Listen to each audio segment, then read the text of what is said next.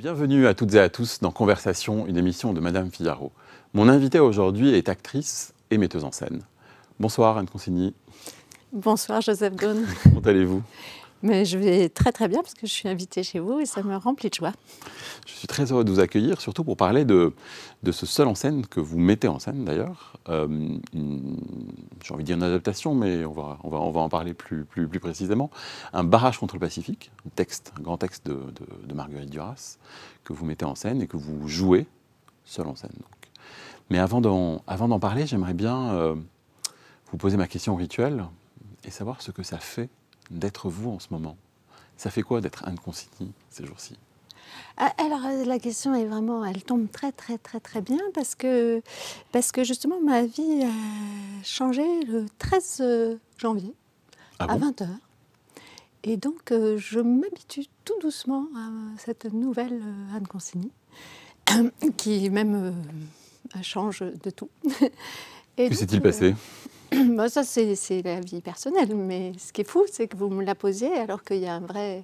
Donc, je ne peux pas vraiment vous dire comment je me sens, parce que je suis plutôt dans un tsunami. Alors, il faut sortir du tsunami pour savoir comment on sent. Et alors, quels sont les... Est-ce que vous êtes traversé par des sentiments ou des émotions particulières? Oui, par exemple, ma philosophie, c'est on ne choisit pas ce qu'on reçoit, donc le tsunami, mais par contre, ce qu'on choisit, c'est comment on le transforme. Donc j'essaie de faire du rugby en ce moment, j'essaie de transformer l'essai. Enfin, pas en ce moment, mais de préparer la transformation de l'essai. Faire que quelque chose qui vous arrive, qui peut potentiellement vous faire beaucoup de mal, et bien au contraire, ça vous fasse du bien. Est-ce que faire ce seul en scène était en quelque sorte une préparation, même sans le savoir? Parce que un barrage contre le Pacifique, on a l'impression que vous vous êtes pris un peu cette déferlante et que vous en avez fait quelque chose, toute seule. Oui, alors je ne l'ai pas joué depuis que... Parce que j'ai arrêté justement la première partie des représentations le 12 janvier et je vais les reprendre le 13 février. Donc à la fois je redoute, à la fois je suis curieuse de voir comment ce qui se passe dans ma vie va arriver dans le spectacle et comment ce tsunami, je vais l'intégrer à la vague du barrage qui noie toute la vie de la mer dans le barrage contre le Pacifique. Des personnages, bien sûr. Comment la vie de l'actrice va se mélanger à la vie du personnage et qu'est-ce que ça va faire. Mais...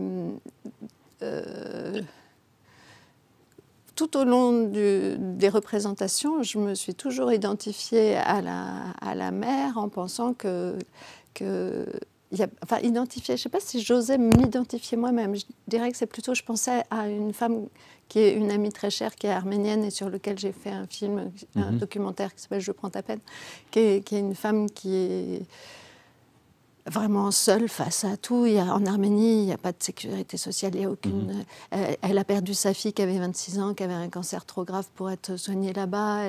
Elle est toujours souriante, elle est toujours accueillante, elle est toujours généreuse de prendre de mes nouvelles, inquiète pour moi. Enfin, et j'imagine que la mère d'un barrage contre le Pacifique, elle est un petit peu ce personnage, c'est-à-dire ces femmes. C'est ce qui me plaît dans ce roman, c'est de parler de ces gens qui sont des héros de la vie, quoi. Et ils sont des héros de la vie, mais personne ne le sait, tout le monde s'en fout parce qu'il y en a plein et parce qu'ils ne transforment pas le monde, ils n'y arrivent pas.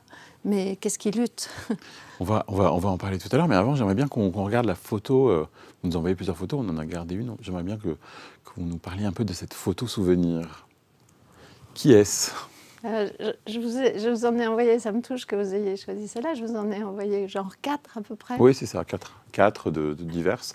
Mais c'est celle-ci qui nous a le plus touchés, j'ai l'impression, je crois. C'est ce qu'on s'est dit entre nous. Alors, qui est-ce? Alors, c'est évidemment ma grand-mère. Elle est née en 1899. Et dans Barrage, je cite cette date. Le personnage de la mère a 20 ans en 1899. Donc à chaque fois, je pense à ma grand-mère. Et elle est morte à 98 ans et demi. Et elle a été ma meilleure amie jusqu'à la fin de sa vie. Elle n'a jamais été malade ou quoi. Elle est vraiment morte dans son sommeil, les 2 petites mains sur sa couette, endormie sagement. Mais pour vous dire, je pouvais l'appeler après le spectacle. Elle avait 90 ans.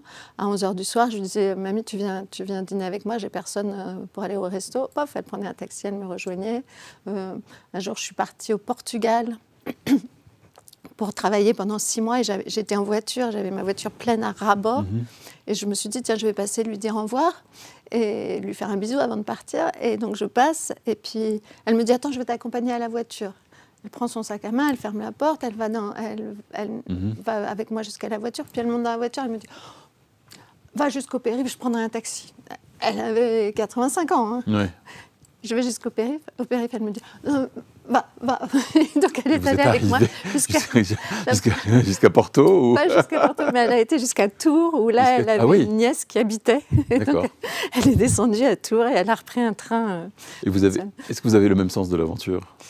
C'est un sens de l'aventure, ça. C'est un sens de l'aventure, peut-être. J'ai envie de lui ressembler, j'ai envie d'être elle, c'est mon ambition, c'est d'avoir sa force et son humour et sa grandeur grandeur d'âme. Je ne sais pas si c'était une grandeur d'âme, elle avait eu une vie complètement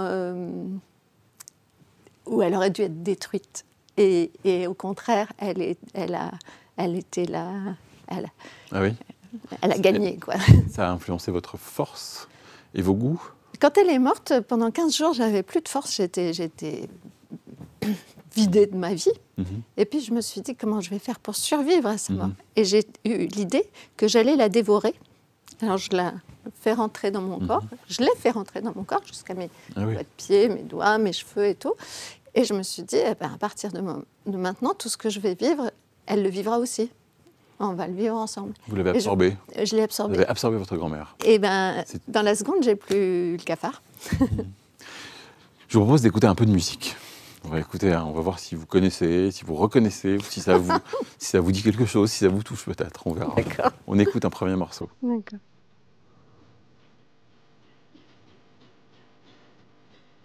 Bien sûr.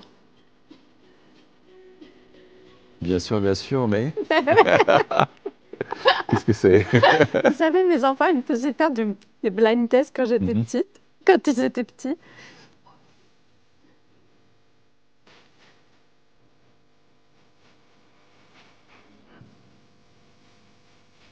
Je saurais pas dire, j'ai honte. Alors, c'est Élie et Jacquenot. Ah, voilà. Et c'est un morceau qui s'appelle Anne cherchait l'amour. Alors, c'est pour ça que vous reconnaissez ? Que je reconnais très bien. Je l'ai beaucoup entendu dans la voiture, en famille. Ah oui. En famille. Mais sur l'anecdote du blind test, pour vous dire mon niveau, les enfants me mettaient un truc et je ne reconnaissais pas. Et ils me disaient « Maman, maman, Pierre qui roule, Pierre qui roule !» Ah oui. Livingstone. Ah oui, d'accord, je vois. Mais est-ce que cette musique-là a quelque chose de particulier pour vous ? Élie et Jacquenot, ces musiques-là, particulier, oui, très particulier. Elles sont liées à une histoire d'amour. Ah oui. Donc c'est particulier. D'accord. Donc, je ne savais pas. Je pensais plutôt à des choses, même dans l'esthétique ou dans une époque. Disons que moi, quand c'est sorti, je ne les écoutais pas, mais je les ai découverts par un amoureux qui les écoutait beaucoup, qui me les a fait écouter beaucoup et qui me les a fait apprécier. D'accord. Et en fait, il y avait aussi le titre. Le titre me plaisait bien. Anne cherchait l'amour. Anne cherchait l'amour. Oui, c'est ça. Ouais. Il y a quelque chose un peu comme ça dans un barrage contre le Pacifique aussi. Est-ce que c'est une autre chanson de Main dans la main. Je t'aime tant. Ah, Je t'aime tant, oui, qui était un de leurs. Je t'aime tant, c'est une chanson très importante dans ma vie, cette chanson. Ah oui. Ouais. Mon mari la chantait pour moi à mon mariage. Ah d'accord. Très bien. Il y a un peu de ça, non ? Anne cherchait l'amour dans un barrage contre le Pacifique. Est-ce qu'il y a un peu de ça ? C'est Suzanne qui cherche l'amour ? Peut-être. Oh, la pauvre Suzanne, malheureusement, c'est plutôt une question de survie, l'amour. Elle n'a pas le luxe de penser à l'amour. Elle n'est pas... Petit chouchou. On va écouter un autre morceau.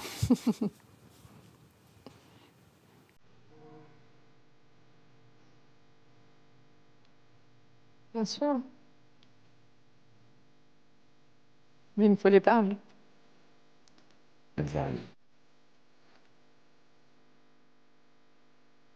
C'est pas Pierre qui roule.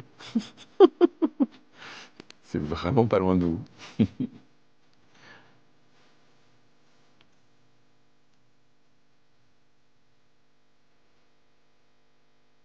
C'est Jeanne Moreau, C'est vraiment- mais c'est la tombe.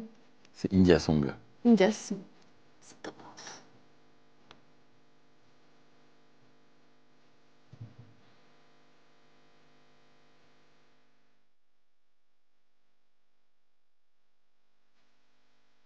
Ça vous parle?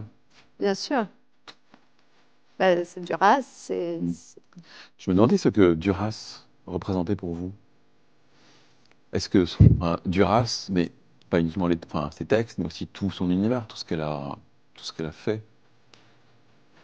En fait, je l'ai croisé dans la vraie vie Mhm. deux fois. Donc, ça désacralise de connaître la Mm. chair de quelqu'un. Et puis, elle était très proche de gens dont j'ai été très Mhm. proche. Du coup, j'ai l'impression de la connaître un peu comme si elle faisait un peu partie de ma famille Mm. ou comme un membre éloigné de votre famille. Autant je suis... Le barrage contre le Pacifique, pour moi, c'est écrit avec un regard et une tolérance et une bienveillance sur l'âme humaine que j'apprécie, dans lequel je me fonds. Enfin, elle écrit ce que je vois du monde. Je me sens très, très proche du fond de son regard. Mais après ça, je n'ai jamais retrouvé la même tendresse dans le reste de son œuvre. Ouais. Et quand je l'entends dans ses interviews, ou même quand je l'ai croisée, moi, ce que j'ai ressenti, c'est une femme très, très dure. Mm. Et je trouve regrettable quand on prend de l'âge de se durcir. Moi, j'aimerais... Ah oui. J'ai l'impression qu'on doit au contraire être de plus en plus ouvert et calme et compréhensif et on doit aider les autres à s'apaiser et à s'élever. Mais pour ça, humainement, je ne l'admire pas.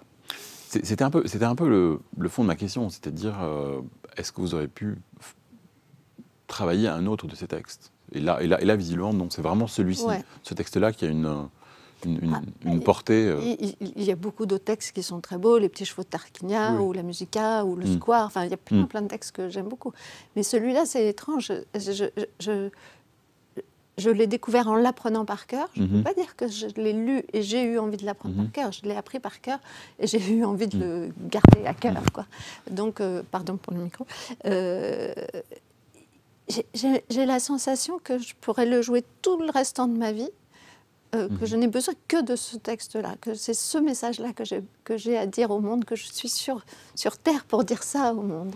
En vous voyant, en vous regardant l'interpréter, je me demandais justement à quel point vous aviez le trac en quelque sorte, ou une sorte de fragilité en disant ce texte. À quel point vous vous autorisez d'un soir sur l'autre à interpréter, réinterpréter ou remettre des choses sur l'ouvrage d'un soir à l'autre. Est-ce que c'est un texte qui se métamorphose d'un soir sur l'autre? Alors, je pense que tous les textes se métamorphosent d'un soir sur l'autre. Et après, ça dépend de la direction d'acteur. Et donc, moi, la direction d'acteur, c'est moi. Ce que j'aime bien dans le fait de m'auto-diriger, c'est que je ne me parle pas, je ne me convainc pas à l'aide de mots. Parce que je trouve que les mots rétrécissent ce qu'on veut exprimer. Oui. C'est quand vous avez un metteur en scène qui essaye de vous exprimer ce qu'il veut, il ne fait qu'essayer, quoi. Tandis que moi, pour me diriger, je me filme et après je regarde ce que j'ai fait. Et j'ai pas besoin de regarder tout. Je jette un coup d'œil, je m'arrête à certains moments, je prends des notes et tout ça. Et après, ce que je dis à l'actrice, je lui dis pas avec des mots. C'est facile parce que ça peut être toute la complexité, la simplicité, tout ce que c'est beaucoup, beaucoup plus riche que si je dirigeais une autre personne. Il faudrait que je passe par cet outil qui est le langage et qui rétrécit tout. Et donc, grâce à ça, j'ai l'impression que je la dirige pour qu'elle change sans changer. C'est-à-dire, en fait, mon but, c'est toujours d'enlever dans le jeu le plus possible, tout en laissant la liberté le plus possible aussi. Donc, vas-y, fonce, va où tu veux. mais n'essaye pas d'y aller. Vas-y si tu es forcé. Je vous propose de passer à notre séquence suivante, la séquence des mots. On va voir quelques mots et je vous demande de réagir en quelques mots à ces mots. Le premier mot, c'est public. Public. Votre public. Moi, j'étais frappé, mais je crois que tous les gens qui viennent vous voir sont frappés par l'accueil que vous faites au public. C'est-à-dire en fait, que vous faites quasiment aussi partie du public et que le public fait partie de votre... Alors, je suis hyper contente de ce qui se passe avec ça parce que c'était vraiment ce que je dis d'ailleurs au public, la raison pour laquelle je dis, c'est une petite raison sans grande importance, mais en réalité, ça devient en fait un peu comme la clé de la mise en scène, c'est-à-dire que ça transforme le spectacle. Vraiment, j'ai l'impression que le spectacle ne serait pas le même si je ne faisais pas ça. C'est-à-dire, oui, j'accueille le public, on papote, on rigole. Vous créez une intimité, vous créez quelque chose, une complicité, une intimité, il y a quelque chose... Et avec chacun individuellement, parce que j'en ai envie en plus. Donc, et je vois des regards très contents, ça m'étonne qu'ils soient si contents. Moi, je ne suis pas sûre, si j'étais à leur place, que je serais si contente que l'actrice vienne me... J'ai l'impression que peut-être ça pourrait me... Ça vous ferait peur? Ça vous éloignerait? En tout cas, eux, ils sont gentils. Et cette gentillesse, pour moi, elle est fondamentale. Et après, je leur dis, et c'est vrai, je vais jouer pour vous, mais c'est comme si ça devenait une représentation qui n'est pas sérieuse. Enfin, elle est très sérieuse. Elle est très sérieuse, mais vous y mettez une forme de complicité, donc aussi un peu une forme de légèreté. Et d'intimité. C'est comme si je jouais que pour des amis. Et ça change vraiment ma manière de jouer pour eux, et je pense leur écoute aussi. Le mot suivant, c'est « seul ». Ça fait quoi d'être seul sur scène? Et même de tout faire comme ça. Je sais que vous n'êtes pas toute seule, mais... j'aurais envie de mettre seul égale libre. Je peux arrêter le spectacle, le reprendre,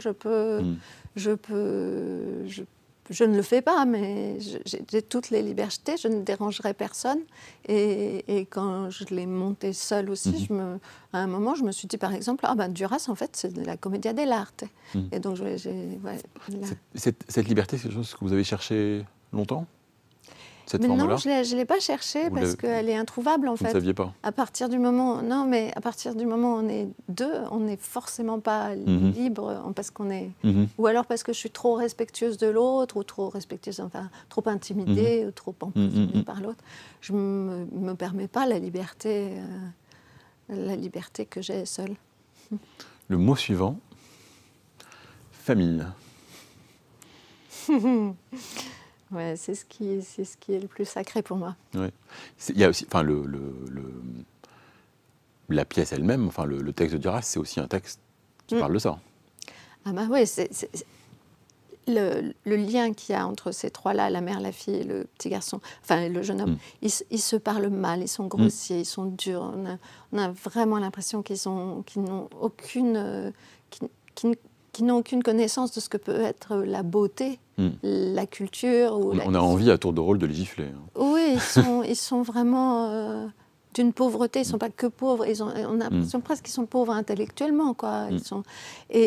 Et en fait, petit à petit, on rentre dans leur histoire. Et la dernière scène, quand la mère bat sa fille et que le fils la laisse battre et que finalement, il prend sa maman et il l'emmène se coucher et qu'il y a ce petit dialogue entre le frère et la fille et la sœur seule dans la chambre, pour moi, ce petit moment qui dure 5 minutes, je crois, ou même pas à la fin de la pièce. Oui, mais c'est un moment très très fort. C'est un moment d'amour, un moment d'une beauté, de profondeur du lien qu'ils ont tous les trois, en fait, qui fait que c'est ça que je trouve que Duras a de merveilleux de son barrage, c'est de ce regard c'est comme si elle était archéologue de ces gens-là. Elle a enlevé le sable et elle a trouvé ce trésor, c'est cette tendresse. Et votre façon de l'interpréter a fait surgir, quand je l'ai vu, de vraies images à ce moment-là. C'est-à-dire qu'on a l'impression de voir un film alors que vous êtes juste en train de, de raconter ça en quelque sorte. Ah, moi, je veux le jouer comme si c'était un film. C'est la prise la plus importante du film. Le mot suivant, c'est violence. Justement, c'est cette violence qui transparaît, qui est tout le temps dans ce texte. Comment est-ce qu'on la joue et comment est-ce qu'on vit avec elle quand on l'interprète tous les soirs?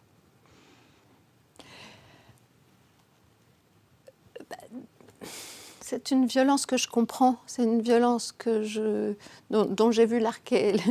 Elle est le sable qui est au-dessus. Je sais qu'elle est au-dessus du trésor, donc elle n'est pas néfaste. Elle est au contraire. Je vous montre la première couche, le sucre glacé du millefeuille, mais derrière il y a plein de feuilles et il va y avoir une feuille d'or à la toute fin. Donc elle m'agresse pas, ni j'ai l'impression d'agresser qui que ce soit. Elle est la vie. La vie est comme ça, elle est ultra violente.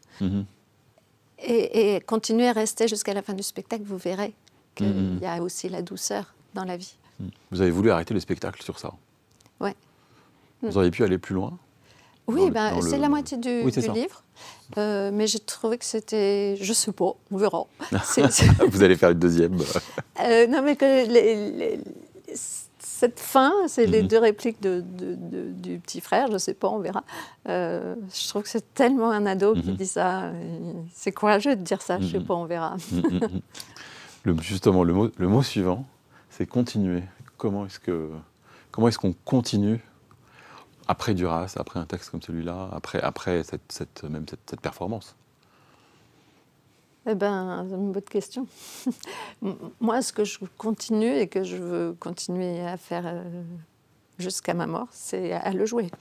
Et après, si j'ai d'autres projets qui viennent en même temps, je les ferai avec joie, mais je veux continuer à jouer Barrage. Le mot suivant, c'est le dernier mot en un mot, bientôt. Ça vous dit quoi, bientôt? Le mot que je mets après? Bientôt. À quoi s'attendre bientôt pour vous, en un mot? Il y en a qu'un qui me vient. Allez-y. J'ai l'impression d'être chez mon psy, là. Est-ce que je dois le dire? L'amour. L'amour, très bien. C'est un très beau bientôt. Je vous propose de regarder un message qu'on a envoyé pour vous en vidéo. On écoute et puis vous verrez, il y a peut-être des questions auxquelles vous pourrez répondre. Je vais le voir là. Vous allez le voir là, on va le regarder ensemble. Coucou Nanouche, je me posais une question, je me demandais est-ce que tu savais ce que tu voulais faire plus tard quand tu avais mon âge, donc 14 ans, et ce que tu aimais dans la vie, ce que tu aimais faire? Est-ce que c'était déjà le cinéma ou quelque chose d'autre? Voilà, des bisous. Nanouche, grâce à toi, j'ai développé l'amour de la scène. Rappelle-toi ce jour où j'ai joué pour la première fois sur scène. Mais quand je suis arrivée sur scène, très stressée, quand tu as commencé à parler, je me suis épanouie. Car tu étais là, tu étais un membre de ma famille et ça m'a fait du bien. J'avais l'impression de n'être que toutes les deux. Comme j'ai adoré cette émotion, j'aimerais la revivre avec toi, si tu le veux bien. Nanouche, moi qui je pense te connais très bien et t'aime très fort, je sais que t'adores les glaces et que t'en as souvent dans ton congélateur. Et je voudrais savoir c'est lequel ton parfum préféré. Vous leur répondez à ces... Mon parfum préféré, c'est la vanille, si elle est très très bonne. Et à Colette, je lui dis oui, on va jouer ensemble, très bonne idée, on va refaire ça. Et Lulu, ce sont mes 3 petits-enfants. Ouais. Et Lulu, il me demande si je savais. Et je m'aperçois qu'il ne sait pas que je savais. Il faut que je lui raconte ma vie, enfant. Vous saviez? Ah oui. Ben oui, parce que moi j'ai commencé à jouer à 9 ans, mais parce que déjà je tannais ma mère, pour jouer au théâtre. Donc j'ai fait le Donia cette épée enfant dans le Soulier de satin mis en scène par Barrault. Oui. Parce que j'ai fait un casting, mais le casting c'était d'avoir la taille de la robe. Ah oui, oui. Et j'étais Cendrillon dans sa petite chaussure, c'est-à-dire j'étais exactement la taille de la robe. Ouais. Et donc je l'ai joué à 9 ans, et après, à 21 ans, j'ai joué cette épée adulte dans le film de Oliveira. Donc il n'y a pas 2 actrices au monde dans l'histoire du cinéma et du théâtre qui pourront jamais dire une chose pareille. Je pense qu'il faut un tel hasard de circonstances pour faire les deux que je crois que là, je suis tranquille. Il n'y aura personne pour prendre ma place, non hein? Non, je crois que vous êtes tranquille. Toute dernière question. Est-ce que vous avez